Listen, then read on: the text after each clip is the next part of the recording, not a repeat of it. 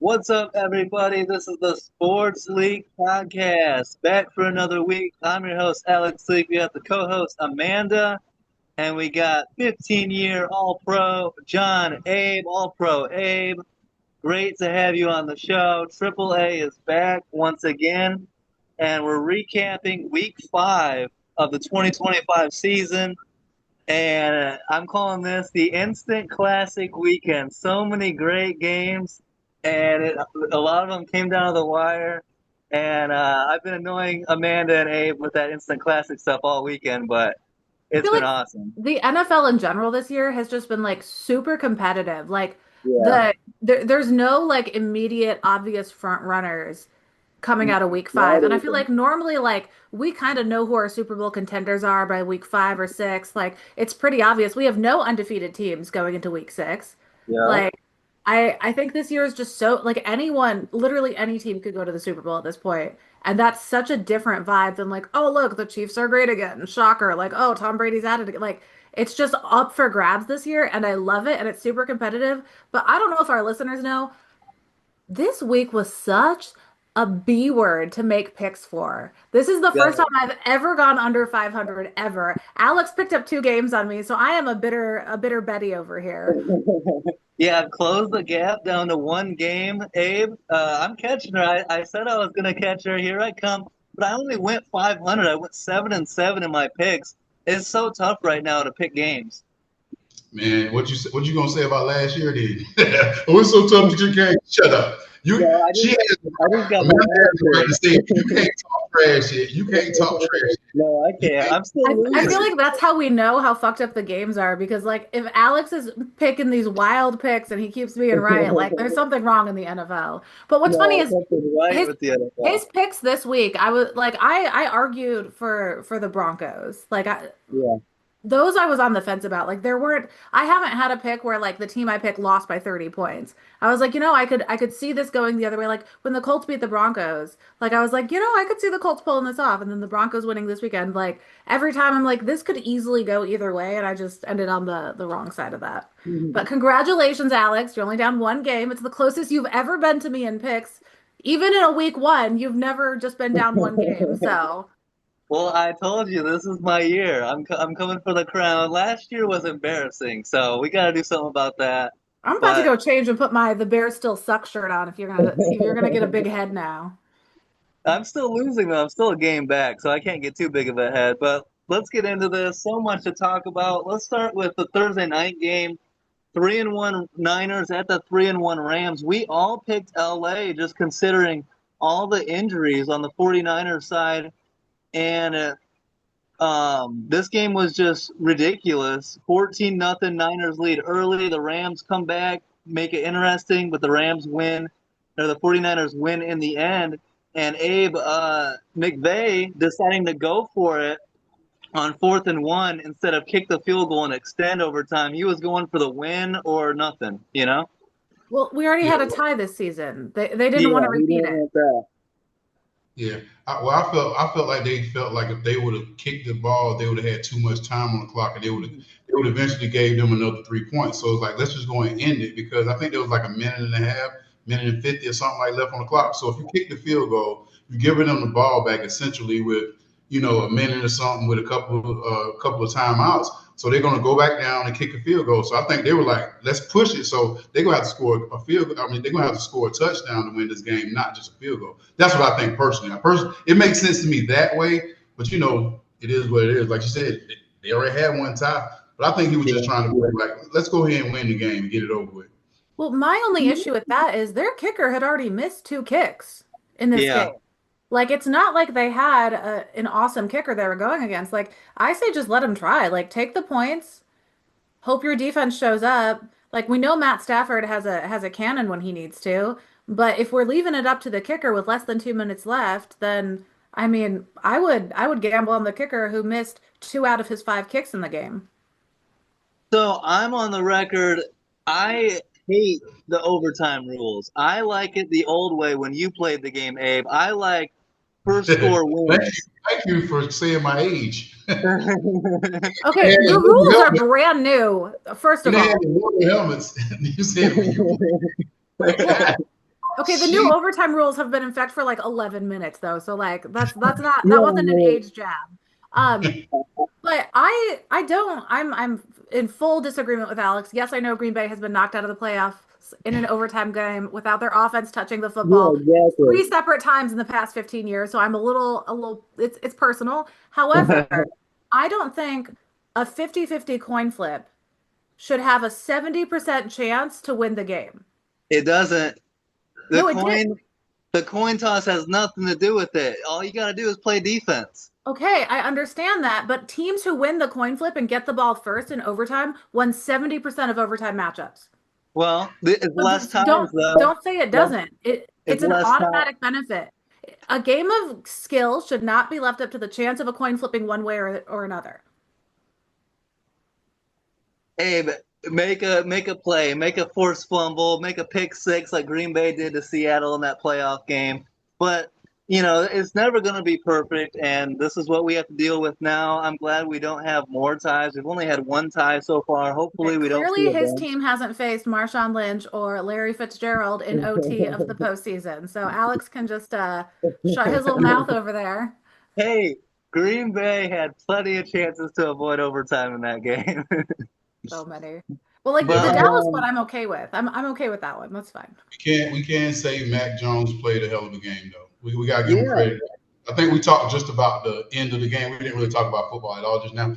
But Mac Jones, and I said it before, I'm not saying Brock Purdy isn't a great quarterback. I think he's going to be a good quarterback, but I think that having like having Shanahan there, having Mhm. a guy that can make anyone look good, but Mac Jones played his butt off. Even when he got sacked and his draws was almost coming off, he still played, considerably good football. And this is with a chopped up Oh offense. yeah. yeah, This offense was chopped up, and LA has been, I would say, has been an impressive team this year because of how football is. Like everybody's kind of impressive, everybody's good, bad. But this is a game that they showed. Not saying they made a mistake signing Brock Purdy, but think if they still get everybody healthy, once they get a root back, once they get Yeah. CMC really in the game, really like rushing the ball like he can, and having Kittle's back, it shows a lot of promise. And are you going to do something crazy like say sit him and keep Mac Jones in if Mac Jones plays the way he played? You look at it, he looked like a vet. He looked Yeah. like yeah, he had offense for a long time. He looked way better than Brock Purdy has looked the last couple of weeks not last couple, the weeks that he has played. Yeah. Brock looked a lot more jittery. He was moving around too much. You saw Mac Jones standing there taking the hits. He wasn't running the ball. He was making good options, and he was doing things that make a team win. And this was against a good LA defense. Don't get it twisted. It's not like they were playing the Raiders or somebody like that. I'm not saying the Raiders aren't good, but I'm saying that they played against a defense that has Raiders good. catching strays. Yeah, And I totally agree with Abe here, but I think something that benefited him is Mac Jones doesn't have that long career with injuries. He doesn't have this long-standing chemistry with some of the veteran receivers on the team. So he probably is just getting the ball to whoever's open, and he doesn't have those like, oh, this is my go-to guy. Like he's just yeah, looking at who's open. Like he doesn't have the relationships. It's fresh for him. And I mean, you look at some of these quarterbacks who didn't perform well in a different place and went somewhere else, and they're just being coached properly and in a new system and like how good they're doing. I want to circle back to a few years ago, San Francisco got knocked out of the playoffs in a game where Brock Purdy went down in the first quarter. And the whole argument was, oh, if Brock had been in, we would have won that game. And I'm like, well, everyone talks about how he's a system quarterback, and it's actually the system that supported his success. Mac Jones is really supporting that Brock Purdy's a system quarterback thing because if Mac Jones can come in and play as well as he did, 342 yards. Obviously, yeah. Christian McCaffrey had a great game too, 139 yards. I mean, between the two of them, we have almost 500 yards of offense. Like, what a great game for them. And it's not like the Rams let them run away with it. Like, both of the teams really showed up in this one. But the 49ers continue to be the absolute best at manning positions and the next man up thing. Injuries, Yeah, who cares? Like, their yeah, injury list is so long and they just keep winning games. yeah. 4-1, despite a laundry list of injuries. Mac Jones 3-0 as a starter, getting it done. I can't believe the Niners are 4-1, and but it doesn't get any easier as they play at the Bucks in Week 6. So we'll see if they can keep it rolling. But it's just impressive to, you know, be winning as many games as they have with all the injuries. So credit to Kyle Shanahan, John Lynch, and the 49ers. Robert Saleh as well on that defense. Let's go to the London game, the Vikings and the Browns in London. Browns jump out to a 10-7 halftime lead. The Vikings rally to win 21-17. Clutch Carson Wentz with the game-winning touchdown. Abe, the Browns went to rookie quarterback Dylan Gabriel, and he really didn't look too bad in this game. He seemed to provide a little bit of a spark, some natural chemistry with David Njoku and these guys. Quinshad Judkins, a really good rookie class there in Cleveland, huh? Yeah, I mean, exactly what I texted you after the game. I said, so there's really no need to talk about the third string quarterback anymore. And I'm not talking bad about Shedeur Sanders. I still think he's going to end up one day, maybe 4, 5, 6, 7. Maybe it might not be anytime soon that we end up seeing him being a starting quarterback and having his time in the sun. Hell, it might be next week. You never know. They got rid of Flacco, so you never know. Somebody might be hurt and he might be pushed into that starting position so quickly. But I think we got to give him credit for coming out and playing an exceptional game against it was the Vikings. The Vikings defense has been kind of shaky this year, so this is what you kind of wanted to see. I think they played well enough to win. Watching the game, Myles Garrett was just coming off that corner so much, and like the Browns defense played exceptionally well. So I don't want to take anything for that. Jetta had his thing, he did his thing. Everybody played well. Carson Wentz. It's like when you try to if that's gonna be my first game in the NFL, I would love to play the Vikings. And I'm just being real. Like, you got Carson Wentz on one side, and we got me on the other side. So if you want to see what he looks like, and I guess the offensive line and everyone played well, no turnovers, and having a left-hand quarterback being able to come in and change the offense and play well enough for them to win. And it came down to the end of the game. That's what we wanted to see in London. So everything. If you were up that early, Amanda. It was a game that you it was a game that I saw the won. fourth quarter. I saw the fourth. But what's funny, so in last week's episode when we were predicting this game, and I was like, I wonder if Dylan Gabriel's family is ready to go to the game. Like, do they have all their stuff set up? And after the game, turns out he's like, yeah, my dad didn't have a passport, so they didn't make it. But like, just as a parent, like, oh, your son's first start is in the UK. Yeah, that's crazy. Did not see that coming at all, but it's just funny that like thinking of like the family and like the actual people aspect, like, oh, he's starting his new job and his parents can't come watch. Like, meh. Amanda, what did you think of the news that broke today? The Browns trade Joe Flacco in division to the Bengals, and now this, likely moves Shedeur up to second string. We'll see what the Browns do. It's 2 rookies. Who else do they have? Maybe they sign someone. But what do you make of this move at this time of the year to trade Joe Flacco and in division too? So I have personal feelings about the coming matchup for the Bengals. I feel like the Joe Flacco thing. I think the Bengals went after Joe Flacco as if he had anything to do with the Browns beating Green Bay. That was a full defensive game. No offense did anything in that game. The final score was 13-10. Like, no, there was no quarterbacking in that game. Sorry.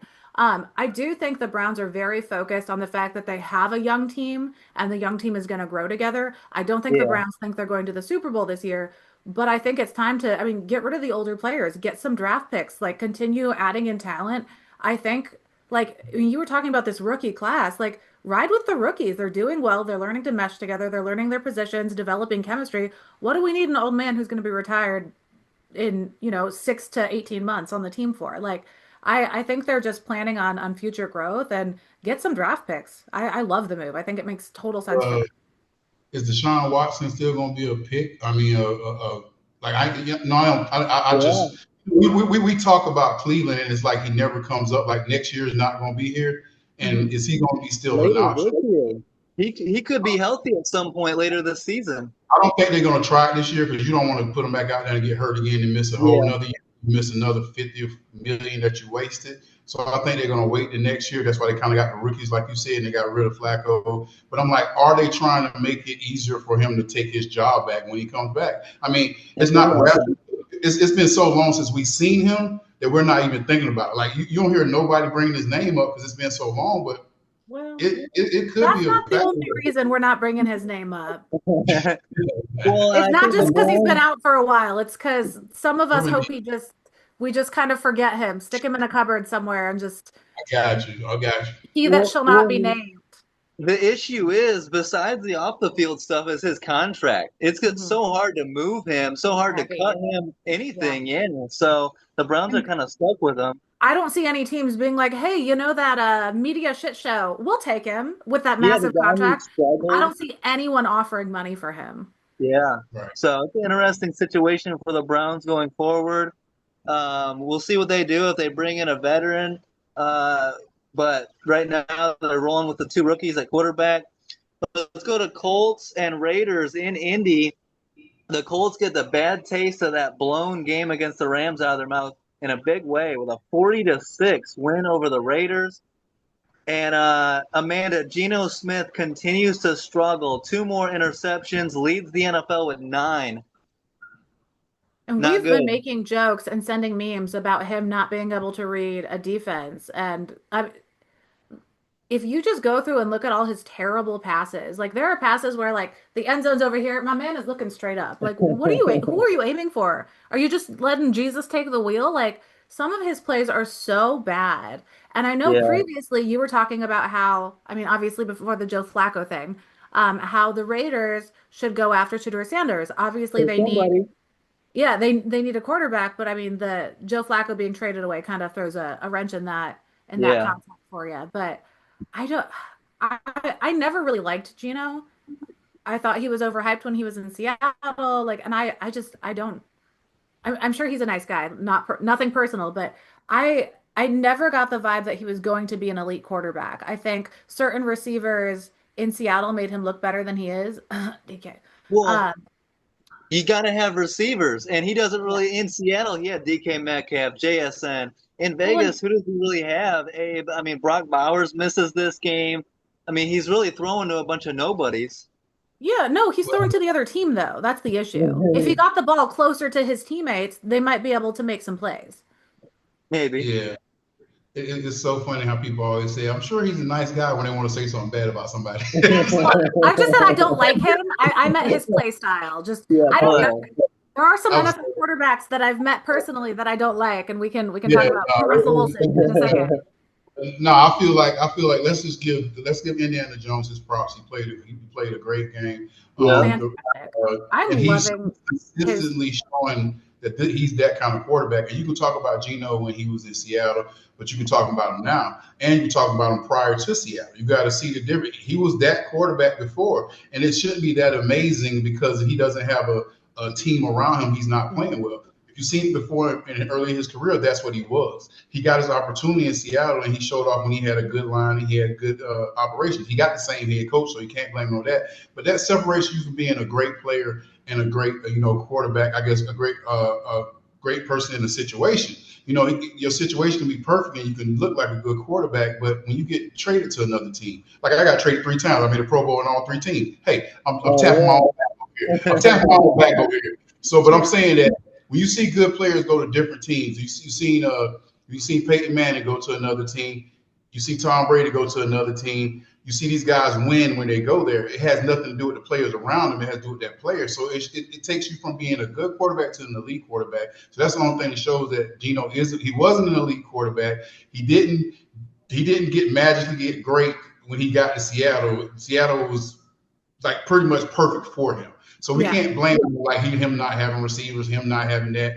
You got the same quarterback. I mean, he's got the same head coach. So you Yeah. run the same plays. So now it's like, what's going on with you, brother? Like we Yeah. can't just say. So it's like when you see like when I see like college quarterbacks that are like go to USC and they end up getting drafted high and they come to the league and be trash. Look what they had around them. Like how many times we had a great USC quarterback? Like literally, I'm not saying they ain't ever been good. How many times we had great like quarterbacks that go in the league? Like not many.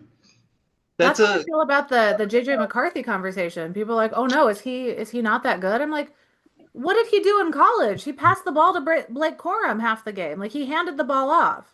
He was on a yeah. great offensive team with a lot of weapons. Like, yeah, game wins and stats, the team looked great, but it wasn't him personally. He still needs time to develop. He didn't actually get involved that much in some of the bigger plays because he had such a good support system around him. And DK Metcalf can catch anything. That man is 17 feet Yeah, tall. just Like throw it his arm span is terrifying. Like I wanted him up. so bad from the draft. And the Yeah. Packers passed on him, and I'm still bitter about it. But I feel like when you have a good receiver like that, it makes you look a little better than you are, and it can like it kind of blurs out some of your imperfections in your career.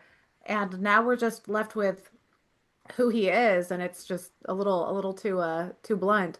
But That's a that's a great point though on the because these are two quarterbacks in new situations, and you're seeing Geno struggle so much, and you're seeing Daniel Jones do so well. The situation around you matters so much, and the Colts with Jonathan Taylor and Tyler Warren has been a home run pick. And let me get this out of the way early. I'm not waiting until the end of the episode like last week. You know what really grinds my gears? You, when Ryan Tyler Warren Poles, tries to throw a pass, for no Ryan Poles for passing on Tyler Warren when he's right there in their laps, and he breaks the NFL record. He's the first tight end in NFL history with 300 yards and 2 touchdowns in his first 5 games. He's killing it. So situation matters for sure. yeah, Sorry, I loved Amanda, I cut I you loved off. how good the rookies were in this game. I was just gonna say Tyler Yeah, Warren attempting to throw a pass here, it was not it didn't work out. But getting involved, trying some fancy stuff, and then Ashton Genty, I called his yeah. breakout game last week. He still put up over 100 yards this week, 5 catches The for 42 receiving yards. too. Yeah. Yeah. There was some great rookie plays this week. Although when we talk about Detroit, I'm a little disappointed. Our boy Isaac out here using 2 hands to catch the ball. Very disappointed. No. We taught you better than that, Isaac. I was like, his stats are so crazy. I know we're not talking about Detroit yet. This man has had 3 catches, 2 touchdowns, and he's used 4 total hand touches on the ball. Jeez, it's ridiculous. He's gonna be a Insane good. stats for a rookie. Yeah. Yeah. Um, Abe, let's talk about Giants and Saints. You messaged me about this game early on about Jackson Dart looked great early on. The Giants are up 14-3. It looks like New York's gonna keep this thing rolling. And then here come the Saints out of nowhere. Spencer Rattler and that offense got going. What did you think watching this game? Just like you said, he looked great in the first half. Then when they started making mistakes, it totally just it went down through the whole team. And to being a quarterback, when you make a mistake, that's when you got to come back more. You got to come back harder. But he just seemed like not there after that. Like after he Yeah. fumbled the ball, it was just like the team kind of gave up. Just, you seen the whole team deflate. Even from Scatterboo, he fumbled after that. And it's like we also understand they're rookies, but you have to maintain that. They shouldn't have lost this game to the Saints. And I'm not saying it because I don't like the Saints. I'm saying it because they were the better team. Just like last week and how they played, they got to continue to play this week.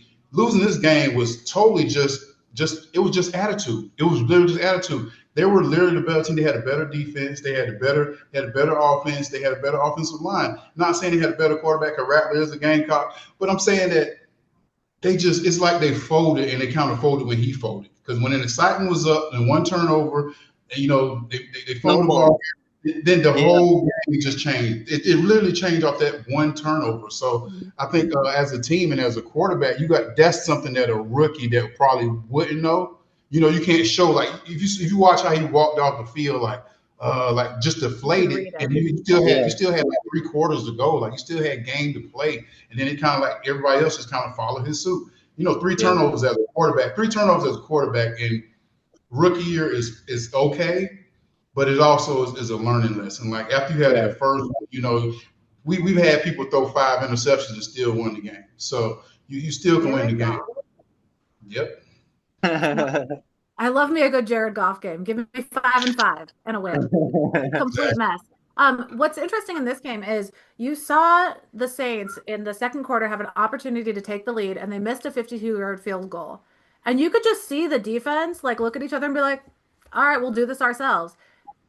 They were going after that offense. The Saints Yeah. defense, I haven't seen them that fired up and that spicy. They were trying to punch the ball out and every run. They were going after the ball like constantly through the game. Like I it wouldn't even have been pass interference because they weren't even trying to stop someone from catching the ball. They were just trying to catch it themselves. Like the Saints defense woke up so much in the second half of the game.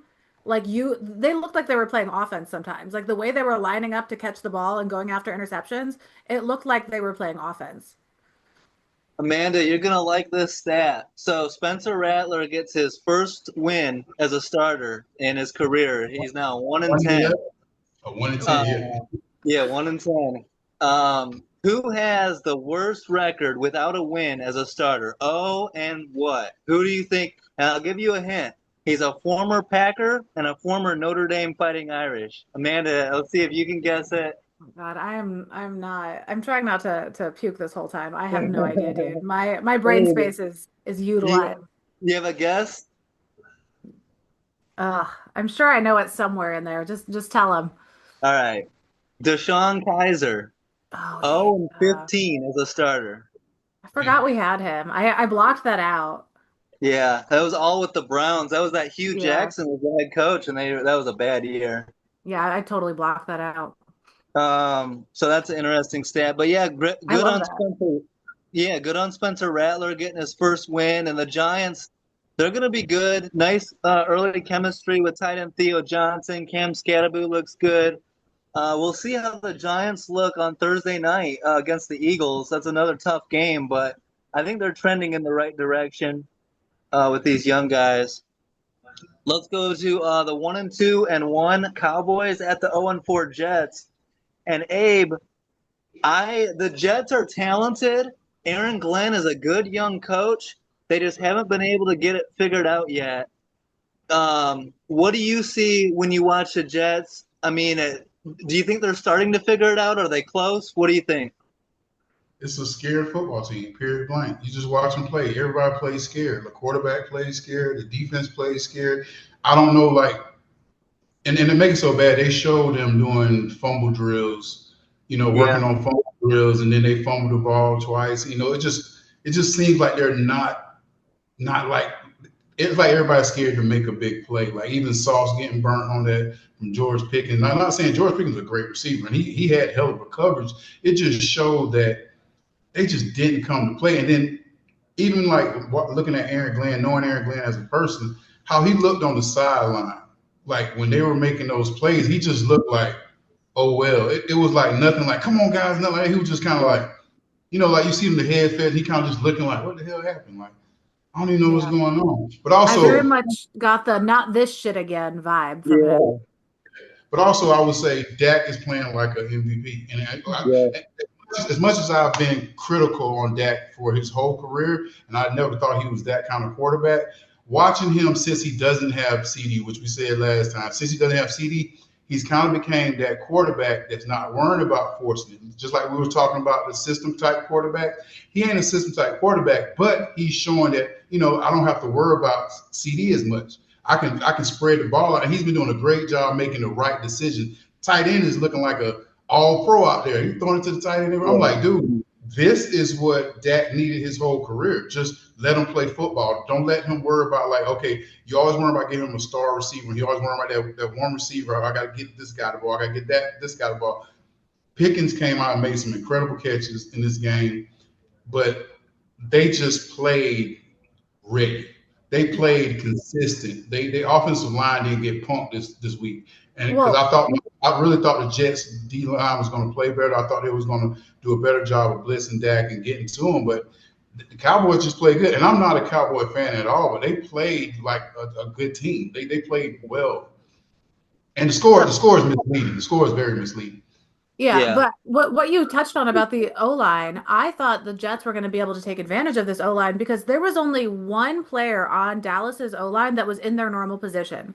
Their Yeah. left tackle was out, their right guard was out, their center was out. Left guard was a reserve who was available, but he wasn't going to play because he doesn't have a knee injury he's nursing. So by the time the end of the first half came around, them having 100 yards rushing, 100 yards, a 100-yard receiver, and Dak having two touchdowns, I could not believe how well. And they had everyone moved around. They did whatever they needed to Yeah. do to make that O-line work. I could not believe how well they had held up. And their defense, who has looked historically crappy this season, like you look at how much they stepped up this game versus giving Green Bay 40 points.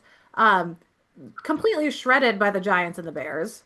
Like the defense stepped up, the O-line stepped up, and the offense looked good, but both of those aspects of the ball we haven't seen. Like we've seen Dak have a great game this season. we have not seen an O-line be able to bandage up and get out there and give him the protection like in this game. I was shocked by how well they put that together. So shout out to the coaching staff. Make Well, make a chance of your opportunities. I think that's what it is for them. Like sometimes people don't understand. Like I can be out of position, but I know I might can keep a job here. So Mhm. especially, but I don't understand the Jets defense has pretty much all they have not all their starters, a couple guys out, but they're basically the same defense. But they look yeah. just so they look so unattended. And they Well, have enough talent to be a great defense. Like Exactly. yeah. between the Jets and the Chiefs, there's just not excuses for them to be playing as poorly as they are. They aren't missing huge key players. They have their weapons, they have their defenses. I don't know why both of these teams are playing so poorly. And credit to the Cowboys, they're getting a lot of role players stepping up. I don't Mhm. know, we didn't really see Javonte Williams being a big impact running back for them, and he's had multiple weeks in a row now, going over 100 yards, multiple Yeah. touchdowns. James Houston, a defensive end who had one good year back in 2022 with the Lions, already up to 3.5 sacks this year. What did he have in this game? He had 1.5, so getting it done. And then Ryan Fournette, 6 catches at wide receiver. So the Cowboys are just plugging guys in and getting production out of them. And the Jets are the first team since 1933, Abe, I was just to gonna have say that. 0 takeaways through 5 weeks. That's incredible. Do you think some people have been saying that Steve Wilks is calling the defense and that Aaron Glenn should take over calling the defense? Do you think that would help?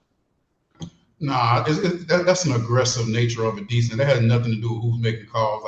Like you can put me in that situation. I'm going for the ball. That I Yeah. think I really just feel like when he cut that Gibson or whatever his name is, when he cut Yeah. him, I think it kind of took away from the fire of the team. People scared to make mistakes. People don't see it. They want to make the big play because they don't want to get a penalty or they don't want to make a turnover. But it's end up biting them in the ass because that's exactly what they're doing. They're looking Yeah. like a bad team because this team is not playing aggressive. You can tell like they're like the running back. He's trying to play aggressive, but then he's fumbling the ball when he doesn't need to fumble the ball. And you see guys getting up off the ground slow. You see guys not really trying to beat plays. It's just I don't want to say it's a mess, but you know some people aren't good at being coached hard like he coaches. You know he coaches. He comes from a different agenda, and he wants to be the tough guy and this and this, but it's not Yeah. showing in his game. When you see like if you look at Detroit, their players emulate their head coach. Yeah. They're not emulating Aaron Glenn. Like maybe they haven't everybody don't seem like they're all in with how he speaks to them or what he does. I think some people are taking it a little bit more lightly, and then now I think they're just playing scared. Like when I watch the game, I'm like these guys look scared, and they playing scared and they making like it looking like dirty ball, or just like nasty ball, like just people out of their gaps, people not doing this, some people not running to the ball and stuff. It's just like man, it looks terrible out there, man. Amanda, we were all over this Eagles Broncos game when we made our picks. We said this could go either way. It was going to be a really hard fought, tough game to pick. And the Eagles look like they're in complete control, 17-3. And here comes Denver in the second half, and some great decision making by Sean Payton. Gets them ahead, and some interesting decisions by the Eagles too. And it's amazing how it switched so dramatically. Yeah, and it was funny too because I remember us looking at this game and being like, I feel like Denver could pull this off in this one. Yeah. And I'm so confused about the Broncos because Bo Nix will have a horrible game one week and then they beat the Eagles the next week. And Yeah. I don't know. I don't know what they're doing. They're, overcoming 12 penalties in this game. They were pretty sleepy on offense for most of this game. And they kept letting big plays go off. They had two 40-yard or 40 plus yard plays that their defense was just like, oh no, that's cool. Like I was nervous about this one, and I picked the Eagles because they should have won Me it too. Yeah. based off of what both teams have done this season. But I mean, their defensive coordinator, I know we've always loved Vic Fangio, but he I just the test he put up on the quarterback in this game, I just love watching how the game plan comes into play. Like he's one of my favorites, and I don't know if it gets too intricate for most of our listeners, but some of his play calls are just spicy. Yeah, I'm a huge fan of Vic Fangio, but Abe, do you think that the Eagles allowed the A.J. Brown get me the ball narrative to get in their heads a little bit too much? Because Saquon Barkley, they didn't run the ball hardly at all in this game. And I think it Yeah, cost them. yeah, I think the Hail Mary at the end of the game kind of showed what's going on. Both of the guys fighting for the ball. That was kind of like it was very significant because it was Devontae and AJ going up for the ball, and it's kind of like that's what's going on now. Like who's going Yeah. to get the ball? AJ wants the ball, and even he said it. He was just like, "Isn't that a big predicament? Like me playing defense on Devontae." But That I was think so funny. yeah, but I mean, think about it. Either one of those guys were to the left a little bit or the right a little bit. Either one of them could have made that catch, and that's just how they're winning this game. But I just feel like definitely got to get Saquon more in the game. Just from the standpoint because their offensive line looked terrible. I don't know if y'all seen it. Now, we know Denver has a great defense. They're going to bring people. They're going to be all in the backfield, but if you get that mentality of if you pound the defensive line and they have to worry about the run, they won't be getting off the ball like that. Like, trust me, I know, like when I played, like we had a team that was running the ball and we think they was going to run, like you're not able to play action, or if you're not able to, trick them into doing something because Saquon is not going to be running the ball. Well, he had 6 runs for 30 yards. Like, that's ridiculous.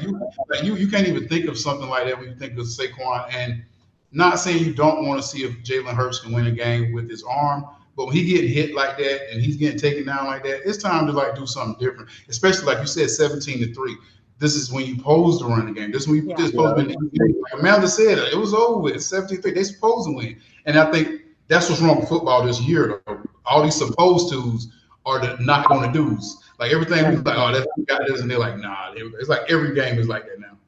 Well, and I feel like this Eagles offense is such an or team the last 2 seasons. Like either their running game is going or they put up their best throwing stats of the season so far this week. Like, and AJ Brown was covered by Pat Surtain, who is amazing. Like as far as defensive players, if I'm drafting a team, he's in my top 5. Like he is fantastic at cornerback. And he was covered well and he still pulled off these big plays. But then again, where's the run game? Why are we not getting both aspects of the offense going? Why are we just relying on throwing in one week? And then last season, what carried them through the season and made them so successful was that run game. And this season, they're like, oh, we don't need that. Like, why are we testing out new things when the old thing worked just fine? Yeah, I mean, I don't know much about this Eagles offensive coordinator, and their offense is very basic, but they need to get some things figured out. The offense has too often this season been, not getting it done, and so they need to. Yeah, but Amanda, you talk about the officiating this week. Dallas Goedert got obviously pass interference the play before the Hail Mary, and if they call that, it's 1st and goal at the 3. That could have been a massive change in the outcome of that game. Yeah, I was upset about that one, especially because I picked the Eagles. But I was like, you guys got really lucky that PI wasn't called because, yeah. So hopefully the refs can clean it up and get better going forward because there was a lot of issues. So many. But credit to the Broncos. They're 3-2. They're right back in it, tied for first place in the AFC West, and they get to take on the winless Jets in London on Sunday. So maybe the Broncos can get to 4-2, but that could be, we'll see what happens in that game. Abe, the 1-3 Dolphins and the 1-3 Panthers.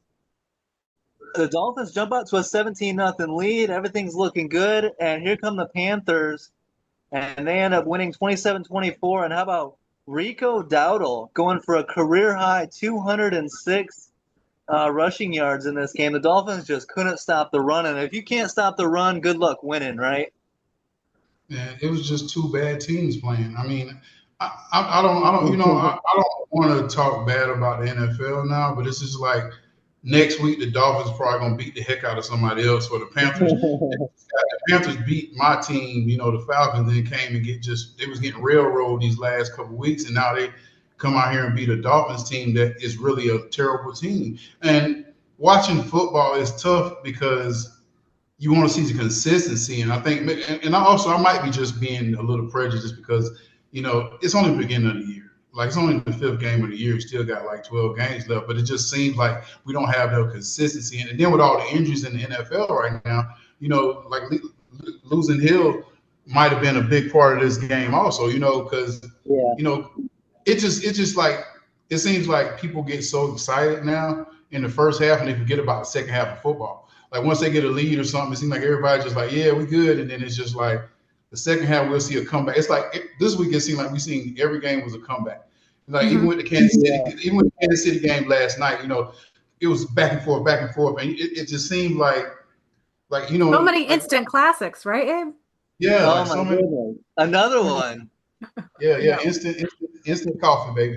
But I'm like, I don't know, but this game was hard to watch because I was watching it. I get kind of bored sometimes, but I like Rico. Rico's from a Gamecock, so I was trying to watch, but it's just like, it's two bad teams playing, and it's like 1 and 3. We're fighting for 2 and 3, baby. We're fighting to get 2 and 3. Yeah. So this, it is what it is. I guess Xavier played well, also another Gamecock, but it ain't a lot for me to talk about. I'm just rambling. I'm sorry. Y'all go ahead, man. Well, I was just going to say, I was waiting for Rico Donnell to remember how to play football because coming into this game, he had 83 yards on the season, 28 carries, 83 yards. And like putting up 206 yards rushing, specifically rushing in that. I wasn't counting his receiving yards. Like, if you look at just his rushing yards compared to the Dolphins rushing, do they have running backs? Do they not? 19 total yards rushing for the Dolphins. Yeah. Rico had 10 times, more than 10 times what the Dolphins had in rushing. How did they have 24 points, only rushing 19 yards in a game? What is their defense doing over here in Carolina? I know they won the game, but if you have a team that only rushes 19 yards in a game and you somehow still let them put up 24 points, I want to talk to the DC because what the hell? Well, and Carolina clawed all the way back to take that lead, and then they allowed Jalen Waddle wide-ass open for the Dolphins to retake the lead. But then Miami, Darren Waller has been a pleasant surprise. He come in and is being very impactful, so maybe he can help. But Mike McDaniel looked very despondent post-game. The way he was slowly walking to the locker room, taking off his sunglasses, and it looks like the writing is on the wall. If he doesn't do a major save of this season, he's probably going to get fired very soon. But good win for the Panthers. They get to 2 and 3, and they play the Cowboys in Week 6, which is Rico Dowdle going against his former team.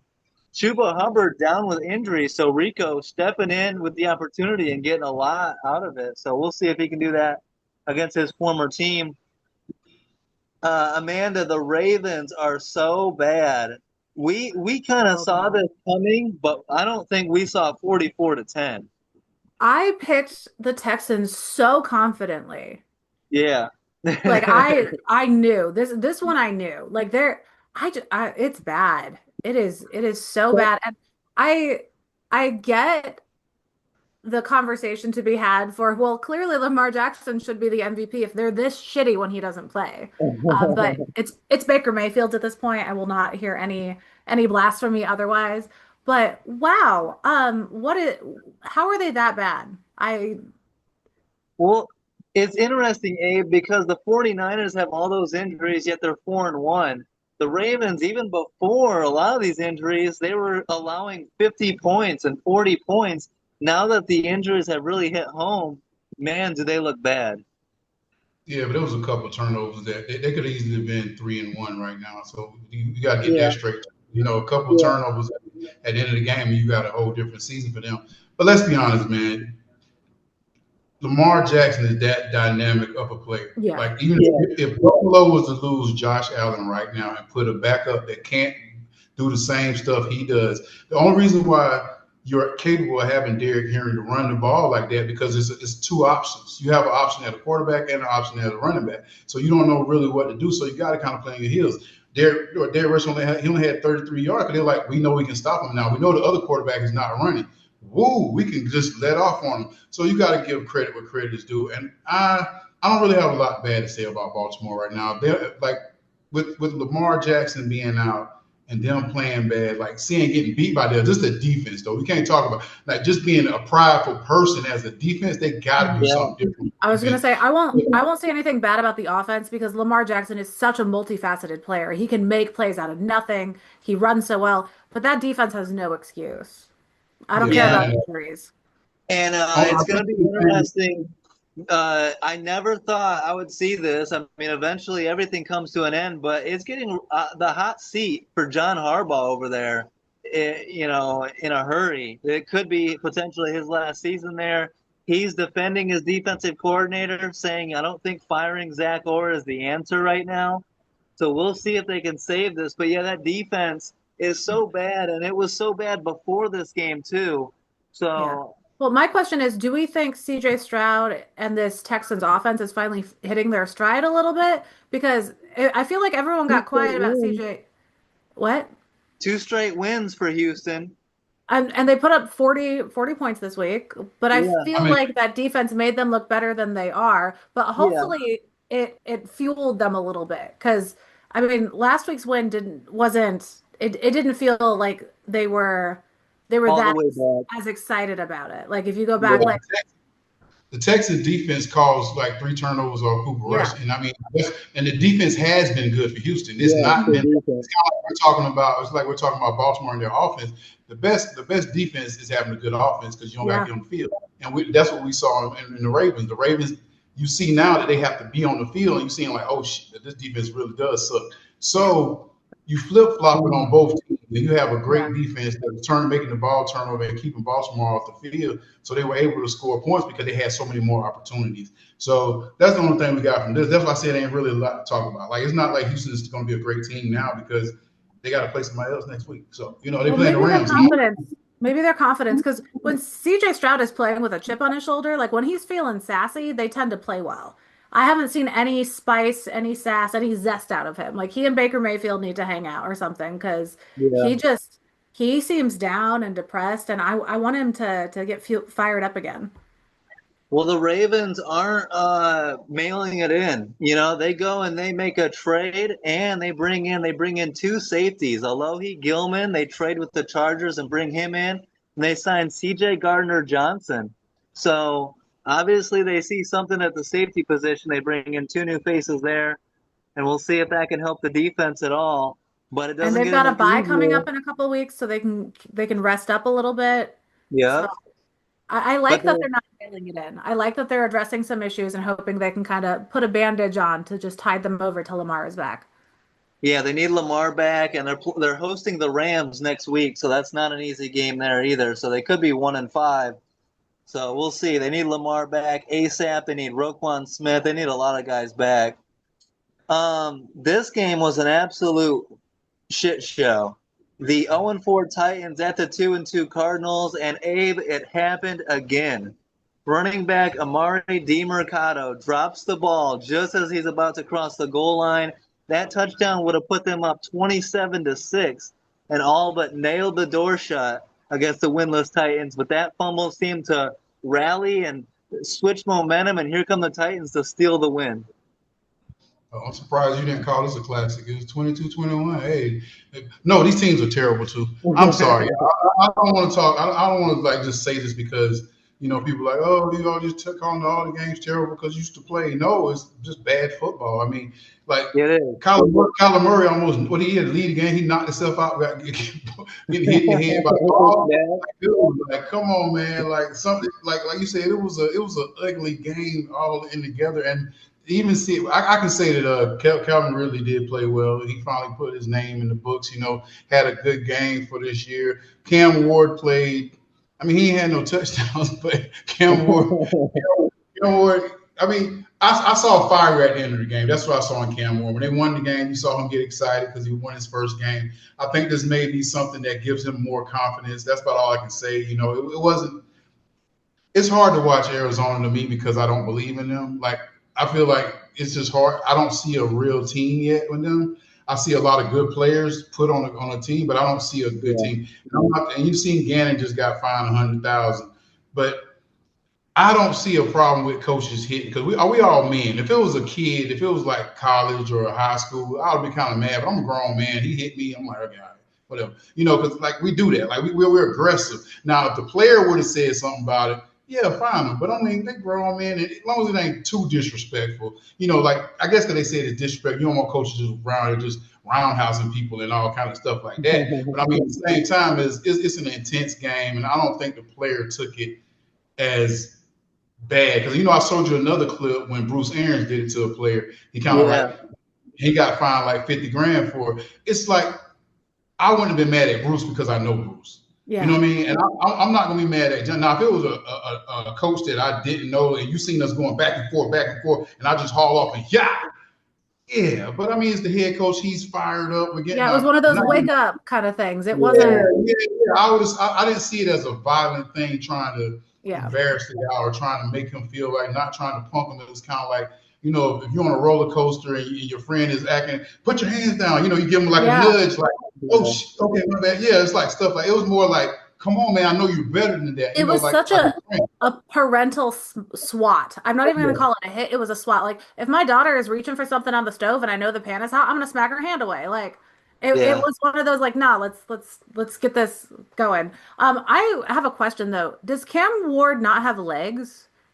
Every other rookie quarterback is out there trying to make plays on their legs, and he will not move. Yeah. He has rushed. Watch him in Miami. I tell you, just watch him in Miami. He think he just can sit back there and chill and just watch him. But who is his coach letting him continue to do this shit in week 5? It's weird because he used his legs a lot more at Washington State. Yeah, and maybe it's something that happened in Miami where he just felt so comfortable behind that O-line that he just, I don't know, it's weird. But you don't get to be comfortable when your team is 0-4 coming into this game. He needs to be training with the running backs this week and remembering that he has legs and they can move. He can, scamper a little bit here and there. Yeah. But there was at least 3 times when they could have gotten a first down if he had just run for it instead of just standing there like a freaking statue. Yeah, and nowadays in the NFL, you have to be able to use your legs and pick up some first downs when needed. We saw that with Trevor Lawrence. It seemed to open up the offense so much more when you're aggressive, whether it's Trevor Lawrence, Justin Herbert, anybody. If you can take off and use your legs. Well, to be fair, he did try to carry the ball 5 times. He netted -6 yards, so he did attempt it very poorly. But whoever is coaching the running backs needs to be like, hey Cam, why don't you join us today? Well, I think both of these head coaches are on the hot seat. Jonathan Gannon, is struggling, and Brian Callahan's probably the one that gets fired first. So yeah, sloppy game. But let's get to this game, an instant classic in Seattle. It was a really good game. It was fun. It was spicy. Amanda called me out as we're talking shit watching this game because I did become biased and salty during this game because Amanda's beating me in picks. And I need this game so bad. And what's so funny here is I was perfectly content with picking this wrong because it really could have gone either way. And I was like, I believe in Baker, but 4 last-minute comebacks, like versus a team that's been rolling really well. Sam Darnold's looked great. I'm like, I feel like they should win here. Both these quarterbacks are lighting it up. So fine with losing. Baker Mayfield, another comeback, sign me the fuck up. Like his season is just going to be like the highlight reel. 4 comebacks in the last 2 minutes of a game or overtime. Like he's so freaking good this year. If that man doesn't win MVP, I quit. Well, Abe, and then Bucky Irving goes out. Rachaad White steps up, fills in perfectly, has a big game. And Emeka Egbuka, your comparison to Julio Jones taking over from Roddy White is spot on. Emeka Egbuka is going crazy this year, and he doesn't take a week off. Every week it's something else. Do we think Mike Evans is crying a little bit about Egbuka? I don't know. Yeah. Definitely. He's going to still be around, but he definitely be like, whoa. Whoa. He's just going to be the chaperone. He's going to be like the older brother who like goes on the date with the young kids. And they're like, oh yeah, that's my brother. Just ignore him. But I think it was just two good teams playing. And well, I take that back. I didn't think Seattle was good. I promise you. This game showed me that they are a good team, but the way Tampa was playing with the attitude that she was talking about with Stroud. That's not what you get from Stroud. Yeah. Like when you talk about Baker and you talk about their team all together, they look like I'll say Detroit South. That they look like a tough team, and it comes directly from Baker's energy. The defense plays tough now. The people, even the receivers, play tough. And Mike Evans has always been an aggressive receiver. Yeah. And the Booker, you can see him just in a young age. You can already see him determined that he's going to be this kind of receiver. Yeah. Like he's not one of them silky smooth receivers. He's like Chase. He got that thick body. Like you see these guys, you're like, dude, that's a receiver. Like shit. Yeah. Like he's like running back out there. How he's able to get open and how he's able to, I guess, to gain all that stuff, and not just deep balls. Like some rookies, they be great because Jetta he went out and he had a lot of deep balls, had a lot of great catch, but this guy can do anything on the field. And like I guess Amanda kind of hit it on the head. It's really just a quarterback, man. How he's playing is just invigorating for the league, mostly, just for the NFL, mostly, just to see a football player out there. I don't know if he's going to last the whole season running like that sometimes, but, he's out there like he remind me of Jim McMahon or some shit. Well, Erin Andrews this week, she was like, Baker Mayfield is America's quarterback. Like he's scrappy. He's not out there looking like Captain America, Tom Brady. Like he's a little guy. He's scrappy. He's feisty. Like, do you know what I think the difference maker in this game was? When the Buccaneers were lined up in the tunnel before the game to go out, and Seattle fans are chirping down at Baker Mayfield, telling him he sucks. He talking trash. And Baker was like, "You're a fucking pussy." Like Baker gives. Yeah, Baker talked shit right back. At the end of the game, he went back and found that fan and was like, hey, "Yeah." The guy's like, "You still suck." I'm sorry. You can't tell Baker Mayfield he sucks after he dropped 2 touchdowns and 379 yards on your team to beat him. Like you can't say he sucks anymore, dumbass. Like shut up. And it's authentic. This is why we've loved Baker since the beginning. Yeah. When he comes out planting the flag on their logo, grabbing his crotch, like he's always been a shit talker, and he's always backed it up. So, was it 2 weeks ago he hurt his knee, and then the defender who laid him out started talking shit, and he was like, "Never mind, I'm cured. Yeah, I'm good now." Like nothing cures Baker Mayfield like someone shit talking. He's all better. This is my issue. Credit to Sam Darnold. I mean, these two quarterbacks were balling, like unstoppable, and that's why I thought until the end. Yeah, I thought I was gonna lose. When Seattle got the ball late, I'm like, Seattle's gonna go win this. It's already been decided. And then that pass gets intercepted by Levante David, and I was just like, yes. Like Sam Darnold lets the pressure get to him at the end of games. Yes. This is the second time this season he's had a very late game losing interception. Yeah. So it did get tipped off the helmet though. We can give him a little credit. It was a bad pass. I got interception anyway, but it was tipped a little off the helmet. Yeah, but why are you throwing it into somebody's head? Yeah. You ain't saw that big dude hit him. You ain't saw that big round about to knock his whole side off. You're like, shit. I think if Darnold struggles with one thing, I think it's pocket awareness a little bit at times. He's got blinders on. He's like a racehorse. He does not see like his peripherals. Yeah. Yeah. I agree with you. Like he's been so good this season. Like I'm not even gonna talk shit about him. 341 yards in this game. And I was not a Darnold fan in Minnesota, but I think the system in Seattle and the coaching staff, they're working really well together. But his pocket awareness and the pressure getting to him at the end of games. Like he just starts looking a little nervous and like he's thinking too much late in the fourth quarter, I've noticed. Yeah, but an absolutely great game. One of the highlights of the weekend. Let's go to the Lions at the Bengals. And this one was surprising. The Lions jump out to a 28-3 lead. Somehow, since he gets within 28-17, and the Lions win 37-24. I think the Lions took the foot off the gas a little bit. Jake I don't like that you said somehow. The Lions were like, "Oh, we're good now." Like, yeah, pretty much. Jake Browning sucks. Jake Browning is terrible. But my favorite part of this game was the David Montgomery aspect, and having his sister there was very cool. As he breaks the record, him and Jahmyr Gibbs with 15 straight games or 15 games? 14 games. 14 games with touchdowns. Both running backs have scored a touchdown. It was cool to see a Bengals fan celebrating with his sister and stuff too. They let David Montgomery throw a touchdown pass. just a good win.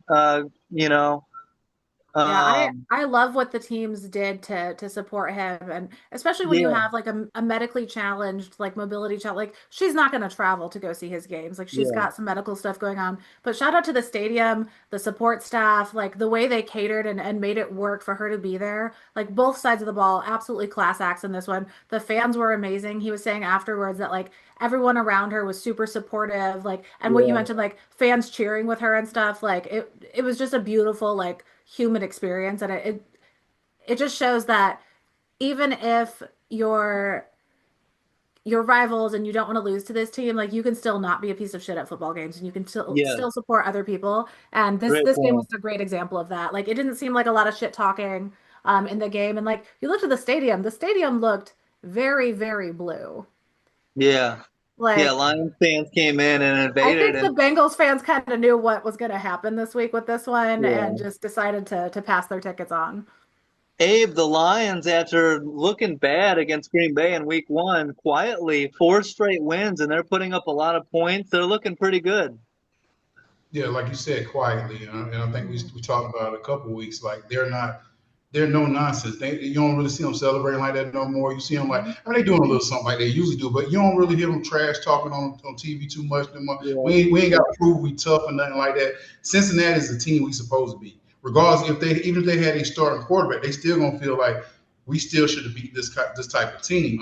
Shout out to Trey Hendricks for getting 2 sacks. You know, he's been going to obviously hopefully he can get like 15, 20 sacks this year and go someplace else and get paid. He can come to Atlanta if you want to. We'll take him. In the career, we usually go grab some people. I'm saying that the big thing with Jake Browning is simply the turnovers. If yes. he could stop with the turnover, he would have still had a job here. Like not saying Flacco's going to start. I don't know if that's going to happen or not. It might take some time, to get him to know the offense. But they like we don't care about you like not being able to do this or not being able to do that. But you can't keep turning the damn ball over. It's just common sense. Like to be a quarterback, you can't be 3 of 3. You got 3 touchdowns because you had the best receiver in the league. Then you got 3 turnovers. Like, come on, dude. Like some of the stuff, just play smart. Just play smart. We don't want you to win games. We ain't worried about that. We trying to make it through the season. Like you gotta understand, we can't make it through the season like this. We don't want to get beat 40-3 because you keep throwing damn interceptions. It's just common sense. Like he could have still had his job. I promise you. If it would have been 3 touchdowns, 0 interceptions, same Yeah. score, it would have been fine. They wouldn't care. They were like, shit, we're gonna keep him like hell. He ain't making us lose. He ain't helping us win, but he ain't making us lose. So He's that's the definitely only thing making it them is. lose. And you look, Exactly. he was sacked twice in this game. He lost them 14 yards on 2 sacks. I don't know if he understands what direction the ball is supposed to be going because he doesn't need to be dropping back 8, 9 yards every time he goes to throw the ball. Like he's making some very bad decisions. Yeah, It's some of those throws are not even close. He's Oh, just they're throwing it up. bad. I can't believe there weren't more picks in this one. I Yeah. do love that David Montgomery's rating was 118 and Jake Browning's was 76. Um, Amanda, so the Bengals trade for Joe Flacco, and I'm expecting him to start against the Packers. Here comes Joe Flacco once again, but it's an opportunity for Micah Parsons and your defense to get revenge.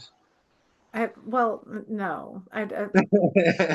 Listen, there was no revenge to be had against Joe Flacco because Joe Flacco isn't, he didn't like, he played in that game against Green Bay in Cleveland, but like the quarterbacks did nothing in that game. Like Yeah. Jordan Love had 183 yards. He was 18 for 25. Joe Flacco had 142 yards. Like Do we expect? This is a it was good question. 13-10. I'm not scared of Joe Flacco. He's not bringing Cleveland's defense with him, is he? Because Absolutely not. But then we're good. do we think Flacco can open up this offense at all? You got Jamar Chase, T. Higgins, you got weapons. Can Flacco open it up a little bit? I don't Um, know. Maybe in like 2 weeks or so. Not. Yeah, maybe not immediately. I hope not. I hope he doesn't fuel him up this week. I And am I so confused about Green Bay. I don't know what's happening. I would like a very prominent win this week.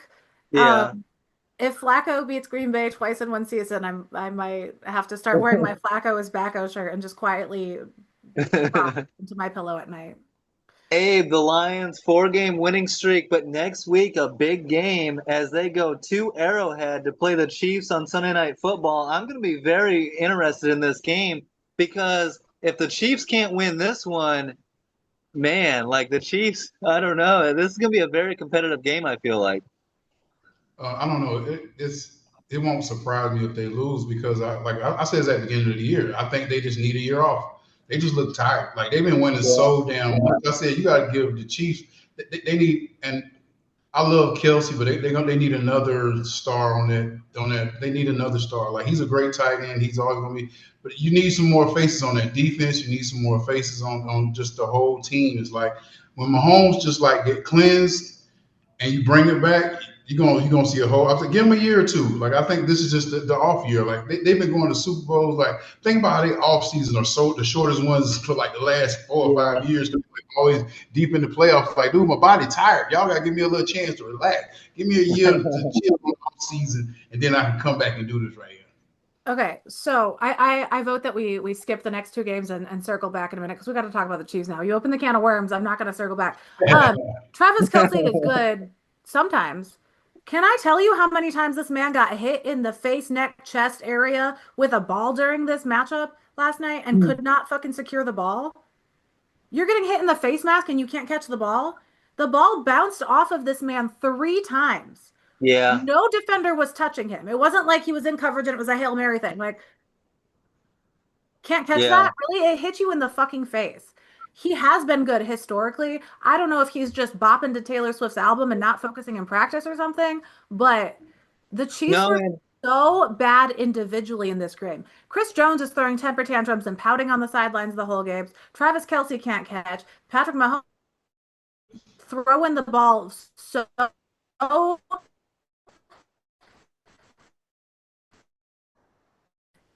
dangerously into at that double. point, there's a lack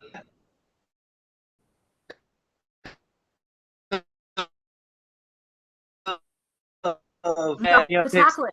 Yeah, Kelsey. No. Well, and Kelsey then there didn't was even that try. other one, the touchdown on the end. Chris Jones is literally standing there 10 yards away, and he watched the man run into the end zone. He didn't Yeah. move towards him. He didn't make a play. He's there scratching his leg or something, just staring at them get scored on.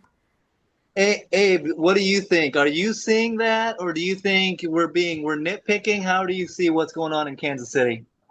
No, there's no nitpicking at all. Sometimes your ego can or your arrogance can put you in bad situations because you're so used to doing things. I mean, I'm a dad. I'm used to doing certain things with my kids, and then you start seeing them like when my daughter can like almost beat me in basketball. I'm like scared. So it's just like it's stuff that's happening. They're so used to coming back, and it's going to happen. Somebody else is going to make a play. Like Pat's going to make a play. Kelsey's going to make a play. Even with Jones, I told you when you said, you showed me the play of Jones, I was like, I'm gonna be honest with you, man.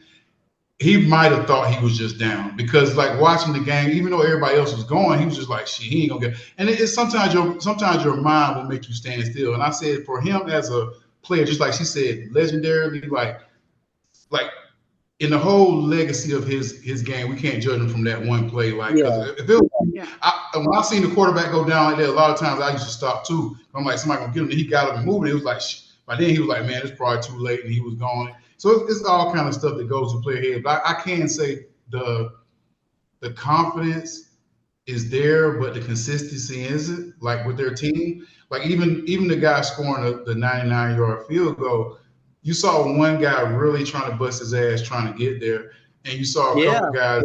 And somebody sent me a meme of after the game. It was like, it's a great play when even Mahomes has to clap it. I was like, nah, that was one of the mad claps. He was clapping because he was mad as hell. So he has that confidence, like we're gonna come back and score after this. So I gave that up on fine. But it's just like the lack of. I think it's just too much confidence, though. I think they've been good so long that they're not used to. Like it's kind of like we're waiting for the light to flip. We're waiting for the light to flip. And it's not like flipping. They just got too comfortable being dominant that they just kind of subconsciously pulled back a little bit.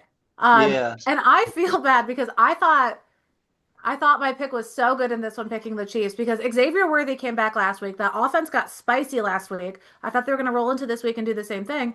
And I was walking in and out through my house. I walked past the TV 3 separate times. I thought that my TV was frozen. I was like, oh, whatever. I'll fix it when I get back. The Jags were in the red zone 2 times. Every time I walked past, they were in the red zone and the score was still 0. And then I walked past again. They were in the red zone again. The score was still 0. What was that red zone efficiency for the Jags in the first part of this game? Because it was It was a rough Well, start. it's just, Yeah, and I you think, no, if you think about it, the game might even would have been close if Jacksonville would have scored their first touchdown. Yeah. If he went over the top and the ball came out, think about it, they scored that first touchdown.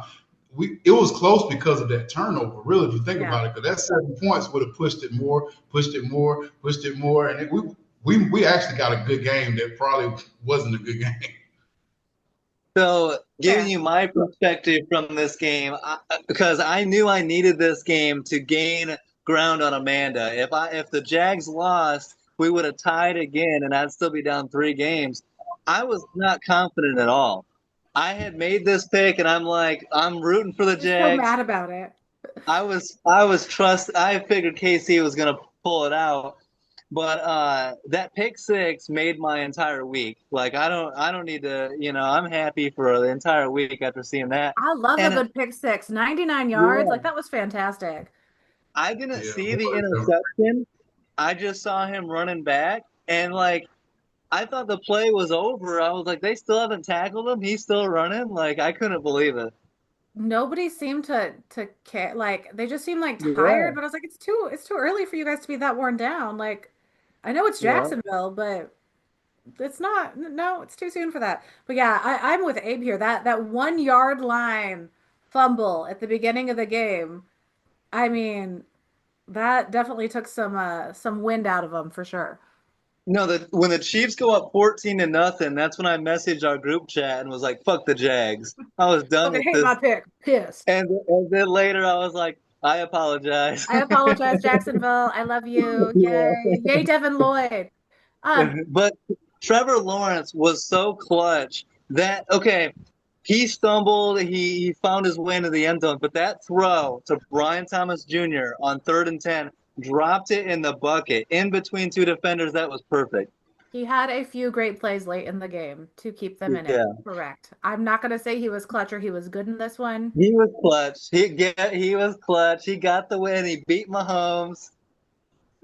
I don't know if he scored a 99-yard pick six. Was that Trevor Lawrence? Because I thought it was Devin Lloyd. Devin Lloyd. Trevor's the goat, Amanda. Just admit it. No, I shan't. Thank you very much. Okay, now that I messed up our order, you want to circle back to where we at? Yeah, so Chargers Commanders, we don't have to spend much time on this game.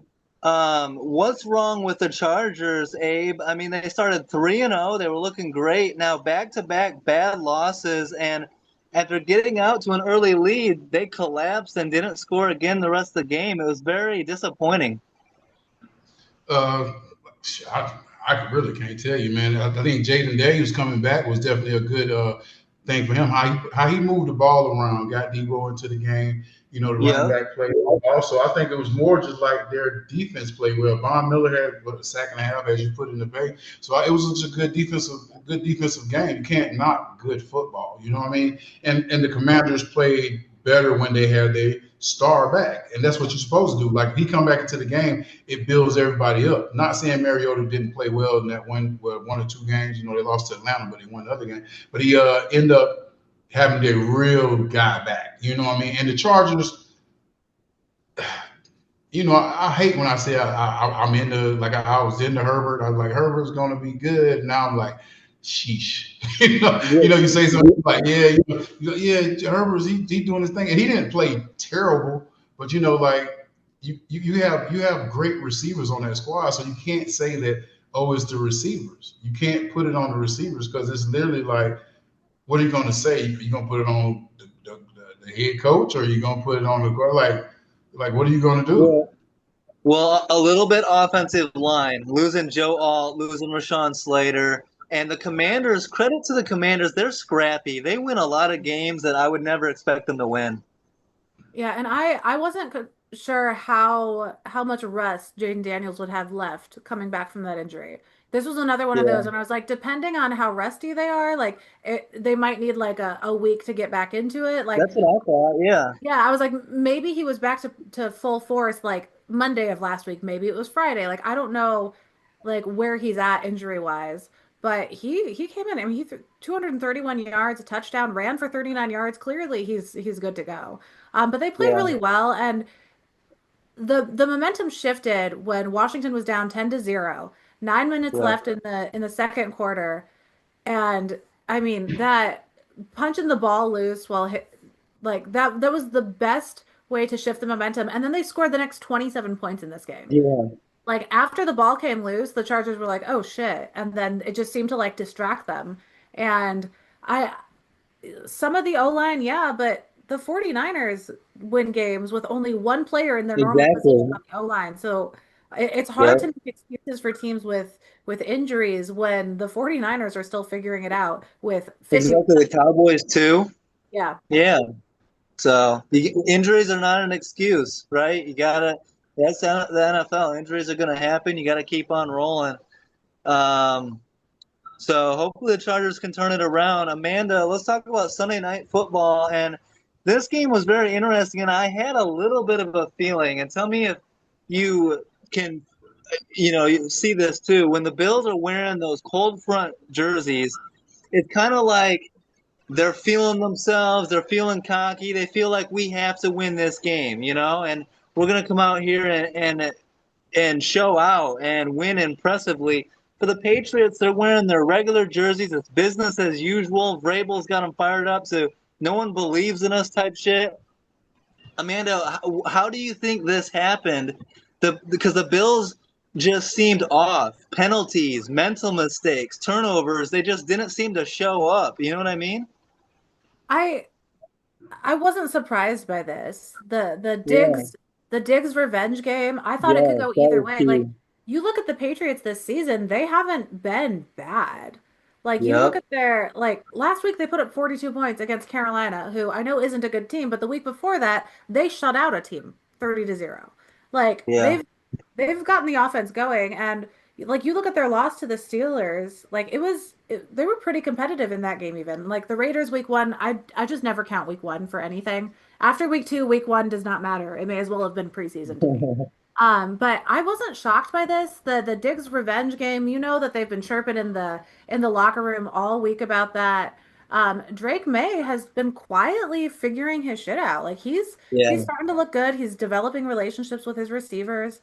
Um, I I wasn't surprised by this. I didn't think it was going to be a blowout. Both teams have had relatively solid defenses so far, so I wasn't shocked. I thought it should have gone the other way, but shout out to the Patriots. I mean, Drake May was out there looking like Tom Brady. Oh, speaking of Tom Abe, Brady, did you see the interview where he was with Gronk or when they were broadcasting and he's talking about how like yeah the best tight end New England has ever seen right now. Uncle Gronk's like, Henry. Abe, oh, you so were funny. all over this. It was a slow start and it was sloppy. 6-3 at halftime and a bunch of fumbles, and you were like, "This is just ugly." Yeah, it was. I think two turnovers. I mean, that's the difference between the game. You got to look at it. That's what Josh Allen did.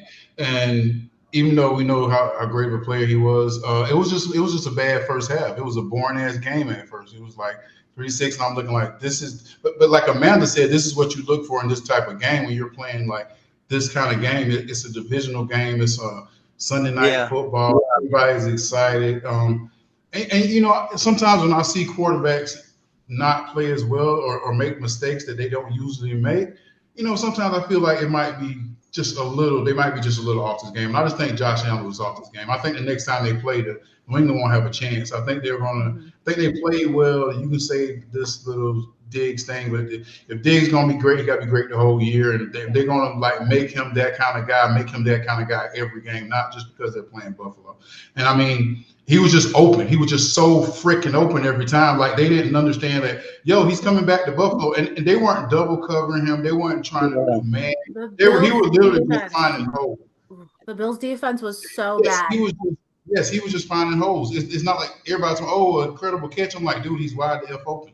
It's like nobody, it's not like he made a one-hand grab falling out of bounds with six people on him. It was just like he's open. Like, what are y'all doing? And like even she said the Bills defense, like they didn't do well. Bosa didn't do Mhm. jack in the game. Like May was getting out of the pocket and just making plays, extending plays. So it's something they had to do. And they probably gonna watch film and say, okay, we got to keep him in the pocket this time. That's what's wrong. That's how he made a lot of his big plays.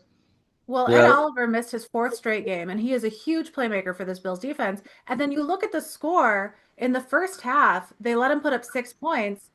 Matt Milano sat out the second half because his pec injury that he's been dealing with started acting up again in the second quarter. He sat out the second half, and then it immediately went to shit after that. Like, you look at, I mean, the first six possessions of the game were punt, fumble, fumble, punt, punt, fumble. Like, you knew it was going to be a shit show. The fact that that was a Sunday night football, that should have been a 10 o'clock Easter. Like, No, it it was beautiful. was fun It to was watch. awesome. But like with those two teams, you wouldn't expect that kind of matchup. But that Yeah. was like a Carolina, Arizona, like what we would expect going into that, not New England Sunday night football game. It was fun. It was messy. Yeah. I loved it. And You I just just want to loved it shout because you out. made a dumb pick and it worked out in your favor. That was good. No, I'll tell you my perspective. I love a division rivalry where because you throw out the records on division games, you can almost see these kind of coming. And the Patriots showed up, and I shout out to the Patriots coaching staff, Josh McDaniels, Mike Vrabel. They killed it. All right, so Thursday night football, week 6, the 4-1 Eagles at the 1-4 Giants. All signs are pointing to Philly in this one, but Jackson Dart and this young Giants team has looked more competitive since the move. Abe, how do you see this one going in New York on Thursday night? Give me the Eagles, man. I think they're gonna have a lot of sacks too. I ain't even gonna. I think Justin Dart. Dart is gonna try to run around, but they're gonna pop him a lot. So give me the Eagles. Good Nice. bounce. Nice. Yeah, so far I off the vibes I'm getting, I think I gotta agree with Abe. Yeah, I'm gonna go Eagles as well, but just like last week, watch, we're gonna all three pick the Eagles, and the Giants are somehow gonna win it. This league is so unpredictable, but we love it. Week 6 is gonna be another instant classic, and but we appreciate AAA making it happen once again. We kill it every week. We hope you guys enjoyed this episode. Don't forget to like, subscribe, leave a comment, and peace out.